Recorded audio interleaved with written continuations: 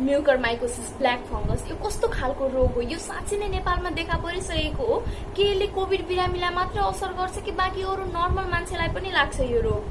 योबाट बस्नलाई के कस्तो गर्न सकिन्छ र यो कसरी कोभिडसँग रिलेट छ? नमस्कार, म इसारा काल। आजको यस भिडियोमा म अहिलेको मोस्ट कमन पोस्ट कोभिड म्युकरमाइकोसिस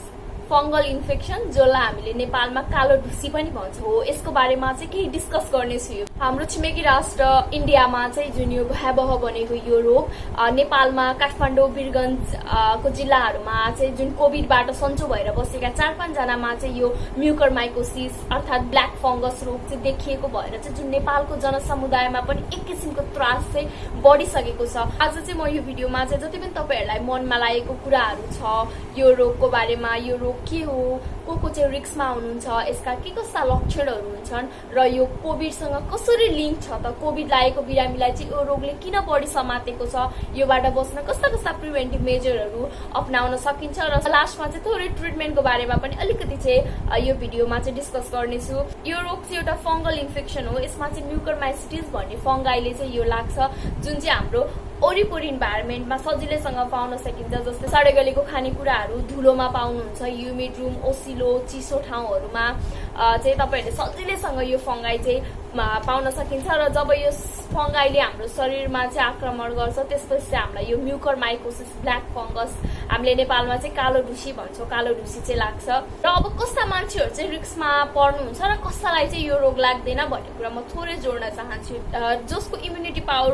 रोगसँग लड्न सक्ने क्षमता चाहिँ एकदमै धेरै छ, जसको सुगर लेभलहरू एकदमै राम्रो छ, नर्मल हेल्दी मान्छेहरू हुनुहुन्छ, उहाँहरूलाई चाहिँ यो रोग लाग्दैन। तर जो बिरामी अलिकति कमजोर हुनुहुन्छ, रोगसँग लड्न सक्ने क्षमता एकदमै थोरै छ अथवा क्रोनिक रोगहरू छ, जस्तै अब सुगर, जसको ब्लडमा चाहिँ सुगरको लेभल एकदमै धेरै हाई छ, क्यान्सर पेसेन्ट भयो जसले चाहिँ केमोथेरापी, रेडिएसन थेरापीहरू चाहिँ लिगिराख्नु भएको छ। त्यसै गरी अर्को भनेको हाम्रो एउटा इम्युनोसप्रेसन मेडिसिन हुन्छ हैन, जसले चाहिँ इम्युनिटी पावरलाई चाहिँ तपाईको एकदमै कम गराउँछ, जस्तै स्टेरोइड भयो हो। यस्ता रोग लागेको यस्तो औषधिहरू खानु भएको बेलामा चाहिँ के हुन्छ भन्दा तपाईहरुको इम्युनिटी पावर, रोगसँग लड्न सक्ने क्षमता एकदमै कम हुन्छ हो। त्यस्तो बेलामा चाहिँ त्यस्तो व्यक्तिलाई चाहिँ यो रोग लाग्छ। र अर्को भनेको यो कोभिडसँग कसरी रिलेट छ, कसरी लिङ्क गर्छ भन्दाखेरि चाहिँ जस्तो अब कोभिड बिरामी हुनुहुन्छ तर तपाईहरु असिम्प्टोमेटिक हुनुहुन्छ या भनौं एकदमै साधारण खालको सिम्पटम्सहरू, लक्षणहरू देखेर घरमा नै आइसोलेसनमा बसेर सन्चो भएको छ या भनौं हस्पिटलमै भर्ना भए पनि जुन एउटा स्टेरोइड दबाई हुन्छ त्यो स्टेरोइड चाहिँ एकदमै थोरै समयलाई एकदमै लो डोजमा लिनु भएको छ भने त्यस्तो बिरामी रिस्कमा हुनु भएन। तर कोरोना लागेको बिरामी जो चाहिँ आइसियूमा चाहिँ एडमिट भएर लङ टर्मसम्म ट्रिटमेन्ट लिनु भयो, स्टेरोइड एकदमै लामो समयसम्म चाहिँ स्टेरोइड चलाउनु भयो, त्यस्तो बिरामीमा चाहिँ के हुन्छ भन्दाखेरि चाहिँ इम्युनिटी पावर एकदमै कम गराइदिन्छ दबाईले, जसले गर्दाखेरि चाहिँ के भयो त बिरामीले रोगसँग लड्न सक्नु भएन, त्यो फंगाइसँग लड्न सक्नु भएन, त्यस्तो बिरामीलाई लाग्छ। यदि तपाईहरु अक्सिजनको सपोर्टमा हुनुहुन्छ र ह्युमिडिफायरमा चाहिँ सफा पानी राखेको छैन, स्ट्रल वाटर राखेको छैन भने त्यस्तो बिरामीलाई चाहिँ यो म्युकरमाइकोसिस यो ब्ल्याक फंगस लाग्छ। नभए सबै कोरोना पोजिटिभ बिरामीलाई चाहिँ यो म्युकरमाइकोसिस यो ब्ल्याक फंगस लाग्छ भनेर जुन एउटा यो न्यूज फैलेको छ यो चाहिँ फेक हो। यो म्युकरमाइकोसिसले तपाईको आँखालाई, ब्रेनलाई, त्यस्तै गरी साइनस क्याभिटी भयो, नेजल क्याभिटी भयो, अनि त्यस्तै गरी यदि यो अझै क्रोनिक हुँदै गयो, अझै तपाईहरुले ट्रिटमेन्ट चाहिँ टाइममा गर्नु भएन भने तपाईको लङ्सलाई, जीआई सिस्टम, पाचन प्रणालीलाई, सँगसँगै छाला सबैमा चाहिँ यसले चाहिँ एफेक्ट गर्छ हैन, हानि गर्छ। त्यही भएर तपाईहरुले समयमै यसको के कस्ता लक्षणहरू हुँदा रहेछन् त भनेर चाहिँ थाहा पाउन एकदमै जरुरी छ। यदि तपाईलाई चाहिँ फंगल इन्फेक्सनले ब्रेनमा, साइनसमा, त्यसै गरी आँखामा असर गरेको छ भने चाहिँ यसले चाहिँ तपाईहरुले चित्रमा हेर्न सक्नुहुन्छ। मान्छेको फेस डिफर्मिटी हुने, फेसको एक साइड चाहिँ सुन्निने, अनि अर्को भनेको चाहिँ तपाईको यो चिक बोन हुन्छ, चिक बोनमा चाहिँ एकदम स्वेलिङ हुने, एकदमै पेनफुल हुन्छ र कुनै बिरामीमा चाहिँ नमनेस हुने, यसो छुँदाखेरि चाहिँ सेन्सेसनै नहुने, त्यस्तो खालको हुन्छ। यदि तपाईहरुले चाहिँ ट्रिटमेन्टलाई डिले गर्नुभयो भने चाहिँ तपाईहरुलाई नेक्रोसिससम्म हुन्छ, जुन अर्गान, जुन टिस्युमा चाहिँ यो फंगल इन्फेक्सनले एफेक्ट गरेको छ त्यहाँको सेलहरू चाहिँ डेथ हुने, त्यहाँको सेललाई चाहिँ मार्नेसम्म गराउँछ। अनि त्यसै गरी अब तपाईको नाक बन्द हुने, नाकबाट कालो खालको खैरो खैरो खालको डिस्चार्जहरू हुने, अनि अर्को भनेको चाहिँ नाकभित्र चाहिँ हाम्रो एउटा प्लेट हुन्छ, क्रिबिफर्म प्लेट भन्ने, त्यो प्लेटलाई नै त्यो फङ्गलले चाहिँ त्यो प्लेटलाई क्रस गरेर हाम्रो ब्रेनसम्म गएर चाहिँ हाम्रो जस्तो ब्रेनमा गएर एफेक्ट गर्ने अब कन्सियसनेस अलर्टनेसहरू अनि बिरामीहरूको चाहिँ मेमोरी पावर हुन्छ त्यसलाई अफेक्ट गर्छ र अलिकति अझै क्रोनिक हुँदै गयो अझै डिले ट्रिटमेन्ट चाहिँ डिले भयो भने चाहिँ यसले हाम्रो मेन्टल स्ट्याटस हुन्छ नि मानसिक